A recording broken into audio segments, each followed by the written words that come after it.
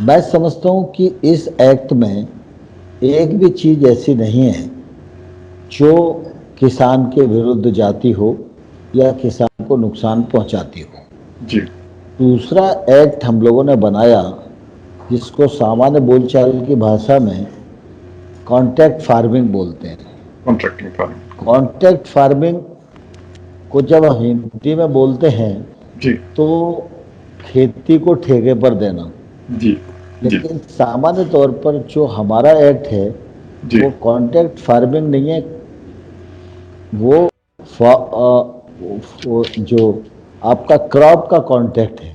जी।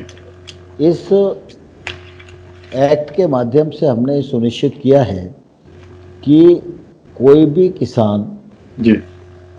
वह किसी भी प्रोसेसर के साथ, जी। निर्यातक के साथ, व्यापारी के साथ एग्रीमेंट कर सकता है जी। अपनी फसल के लिए। जी। सामान्य तौर पर जो छोटा किसान दूर दराज में बैठा हुआ है जी। वो इसलिए कभी रिस्क नहीं ले पाता महंगी फसलों के लिए, जी। क्योंकि वो कोशिश करके जी।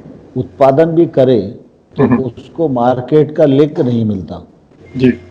तो इस एक्ट के माध्यम से हमारी कोशिश है कि किसान, एक्सपोर्टर, प्रोसेसर, व्यापारी, जी। इनके बीच की जो दूरी है जी। उस दूरी को हम पाट सकें। जी। और इस एक्ट में हम लोगों ने प्रावधान किया है कि कोई भी प्रोसेसर जब किसान के साथ एग्रीमेंट करेगा जी। तो बुआई के समय ही जी। उसको उसकी फसल का एक मिनिमम मूल्य तय करना होगा। जी। ये मिनिमम मूल्य 2 3 4 सालों के फसल के जो भाव हैं उसमें जी। से औसत करके निकाला जाएगा। जी। साथ ही ये भी इसमें प्रावधान किया है कि जैसे उदाहरण के लिए जी। हिमाचल का सेब है, हाँ जी। अगर इस क्रॉप के लिए कोई कॉन्ट्रैक्ट करता है जी। तो कॉन्ट्रैक्ट हुआ मान लो 25 रुपए किलो पर, जी।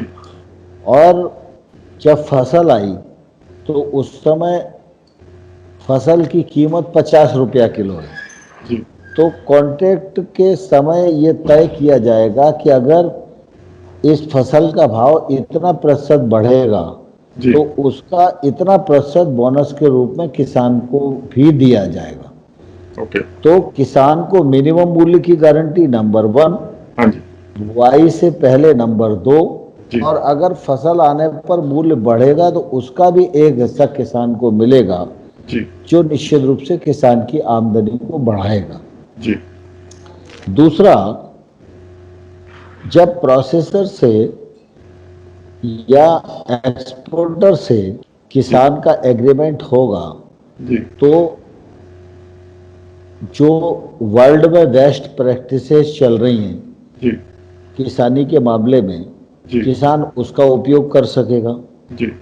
टेक्नोलॉजी का उपयोग कर सकेगा, जी। अच्छा पेस्टिसाइड, अच्छे फर्टिलाइजर का यूज कर सकेगा, ठीक। कम पानी में खेती कर सकेगा, जी। और वैश्विक मानकों के अनुसार जो खेती होगी जी। तो उसके उत्पादन का उसको अधिक मूल्य मिल सकेगा। ठीक।